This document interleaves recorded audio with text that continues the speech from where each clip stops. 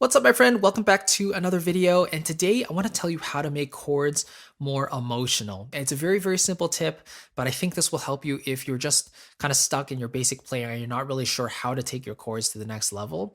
This will help you with that. But before we really get into that, I want to give you my free guide called Playing with Confidence.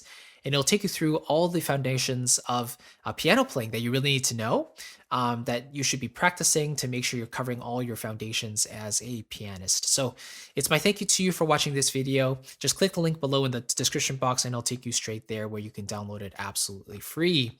All right, let's talk about how to make your chords more emotional. So let me play a very simple chord progression, and then I'll play it again, but with a slightly spicier version, and then we'll talk about it a little bit.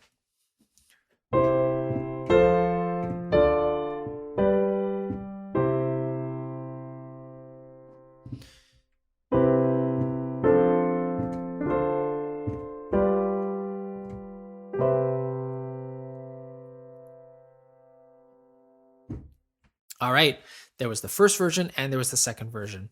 So the second version sounded slightly more colorful, and in the right context, it sounds a little bit more emotional as well. So what did I do? I added a seventh on top of each chord. Now, I basically converted some of them to inversions, so I didn't keep them all in root position. But essentially, if you want to make it a little bit more emotional and have a little bit more depth in general, then you need to add some sevenths or even other extensions to your chords. These could be like sus chords, like sus2s and sus4s. They could be ninth chords, you know, flat nines, sharp 11s, you know, things like that. But even just adding a basic seventh can really help. So for example, if I'm playing a 1, 4, 2, 5, 1 progression, instead of just doing the 1 chord, then the 4 chord, and so on, let's start with, maybe you'll do it in first inversion here. We'll kind of do this. So this is the 1 chord, but with a B, which makes it a major seventh.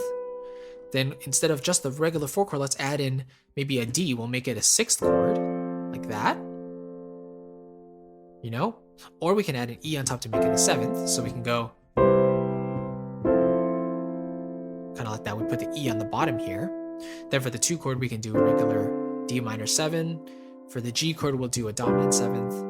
And then for the 1 chord, we'll go back to the major 7th. See, so every single chord is a 7th chord.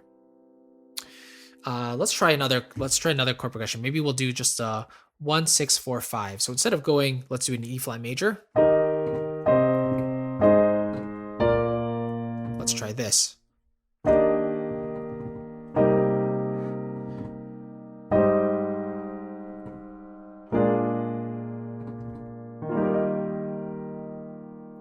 One thing I love to do is add a 2 to the chord, or you can even add a 4 and then resolve that down kind of like that. So that's kind of nice as well. Okay, so if you're not really familiar with playing 7th chords, it's definitely something to look out for. In my classical studies, I definitely did a lot of dominant 7th and diminished 7th practice, but when I started venturing into some jazz playing, being able to play major 7ths and minor 7ths equally comfortably, as well as the dominant 7ths, are very, very important. And so if you can do that, then you're guaranteed to spice up your chords even just that little bit more, instead of just hearing basic major and minor triads as we hear in pop music all the time. So hopefully that helps. Again, if you're looking for just the very basics of piano playing and knowing some concepts that will take your playing to the next level, then I want to give you that Playing with Confidence guide. It'll take you through those concepts very steadily, but you'll know exactly what to practice and what to focus on in your routine to really take your playing to that next level. Thank you so much for watching. I really appreciate it, and I'll catch you in the next video. Take care, my friend. Bye-bye.